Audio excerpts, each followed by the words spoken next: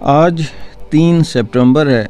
या अल्लाह तेरा शुक्र कि तूने आज का दिन दिखाया और मौला करीम हमें वो अता करना जो हमारे लिए अच्छा हो। 3 सितंबर 301 ईस्वी को एक ऐसी रियासत का क़याम अमल में आया जो रोमन बादशाह के डर से भागे हुए ईसाइयों ने कायम की थी। उस रियासत का नाम था सैन मैरिनो, SANMARINO।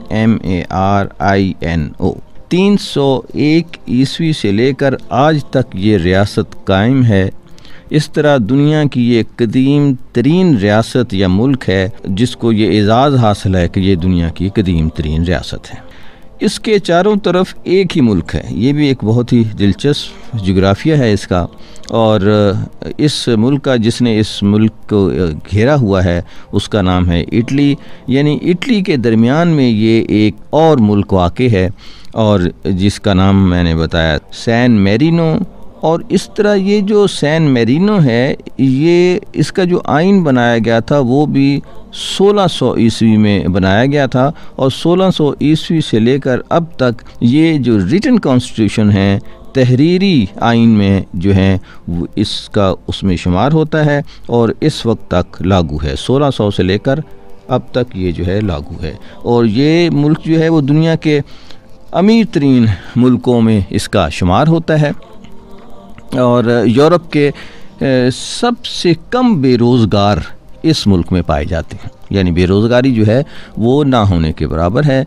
ज़ुबान जो है वो इटालियन बोली जाती है। साफ ज़ाहिर है कि शायद ये मुल्क इटालिया का भी हिस्सा होगा या रोमन एम्पायर, जैसे आपको बताया उस वक़्त जहाँ कुछ लोग आके जमा हो गए और उन्होंने अलग से अपनी एक रियासत बना ली।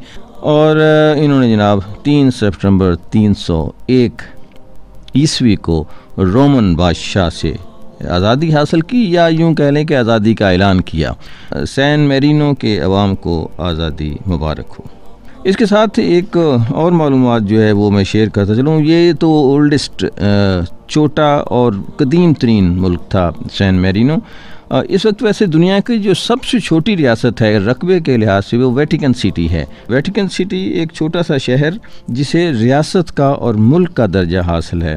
रकबे के लिहाज से इसका दुनिया के मुल्क जो हैं उसमें 249वां नंबर है। और गोया इसका रकबा अगर देखा जाए तो वो 1 मील भी नहीं है। मेरे ख्याल में हाफ या उससे भी कम मील, स्क्वायर मील इसका रकबा है। वैसे जो दुनिया का सबसे बड़ा मुल्क है वो रूस है और पाकिस्तान का रकबे के लिहाज से 34वां नंबर है और इंडिया का दुनिया के रकबे के लिहाज से 7वां नंबर है। सैकड़ों मुल्क, ये बात दोबारा मैं आपसे कहना चाहता हूँ, सैकड़ों मुल्क रकबे के एतबार से पाकिस्तान से छोटे हैं और ज़्यादा खुशहाल हैं। 3 सितंबर 1971 को हमारे एक दोस्त मुल्क कतर ने आज़ादी हासिल की बरतानिया से। इस मुल्क की कतर की जो सरहदें हैं वो सऊदी अरेबिया से मिलती हैं, दूसरी तरफ पर्शियन गल्फ़ है और करीब तरीन जजीरा जो है वो बहरीन है।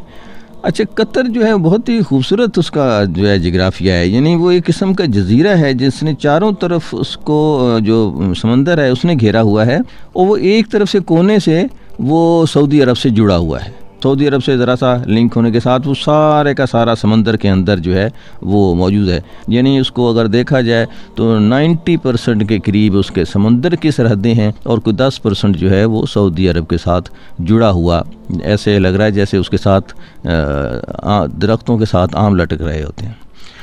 बहरहाल इसमें जो हुक्मरानी है वो बादशाहत है और बहुत ही कदीम ख़ानदान बनु तमीम के कबीले से लोग ताल्लुक़ रखने वाले जो हैं। इसका जो पहला हुक्मरान था उसका नाम था मोहम्मद अल थानी। तो मोहम्मद थानी जो थे वो 1825 में बरसरे इक़्तिदार आए थे। फिर उनकी बादशाहत समझें कि चलती गई। 1913 में उस्मानियों से आज़ादी हासिल की। दिलचस्प बात यह है इसमें कि मुख्तलिफ लोग हुक्मरान रहे और इस पे काबज़ भी रहे। यानी उस्मानी भी इस पे काबज़ रहे 1913 में। और उसके बाद इसमें बरतानिया जो है उसने कब्ज़ा कर लिया इसके ऊपर। लेकिन बरतानिया ने भी इनकी जो हुक्मरानी थी, जो बादशाह थी, उसको तस्लीम किए रखा और आखिर 1971 में बरतानिया ने भी इसको आज़ादी दे दी। अच्छा, इसका जो कैपिटल है वो दोहा है और 2008 में दोहा में एक चर्च भी वहाँ तामीर किया गया है।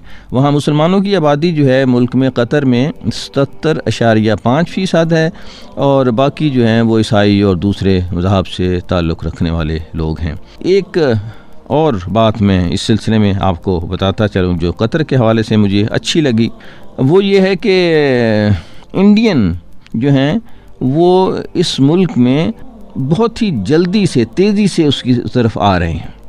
अच्छा, ये बात जो है मैं इसलिए शेयर करना चाहता हूँ कि शायद हमें कुछ, अब मैं क्या करूँ, मुझे लफ्ज़ मिलते नहीं हैं, हमें शर्म आए कि वहाँ मुसलमान मुल्क है, वहाँ जो आने वाले लोग हैं, जो मैन पावर वहाँ आ रही है, जो ह्यूमन रिसोर्स आ रहे हैं, जो मईशत पे कब्ज़ा करते जा रहे हैं, वो इंडियन हैं।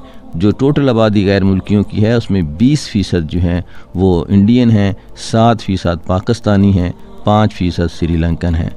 हमें इस तरफ तवज्जो देनी चाहिए कि हम जो अपने दोस्त मुल्कों के साथ, ज़रूरी नहीं कि वो मुसलमान मुल्क, मैं इसलिए कह रहा हूँ, दोस्त मुल्कों के साथ जो ताल्लुकात बढ़ाते हैं, तो हमें अपने मुल्क के जो ज़हीन लोग हैं, जो मज़बूत लोग हैं, जो ताकतवर लोग हैं, जो स्किल जानने वाले लोग हैं, जो हुनरमंद लोग हैं, उनको वहाँ ख़ुद से कोशिश करके वहाँ उनको सेटल करने की, वहाँ उनको जॉब दिलाने की कोशिश करनी चाहिए, ताकि उससे ना सिर्फ हमारे दोस्त मुल्क जो हैं वो उनको एक फैसिलिटी या सहूलत हासिल होगी, हमारे लोग जो हैं उनको भी खुशहाली की तरफ एक कदम बढ़ाने का मौका मिलेगा। कतर के लोगों को यौम आज़ादी मुबारक हो। आज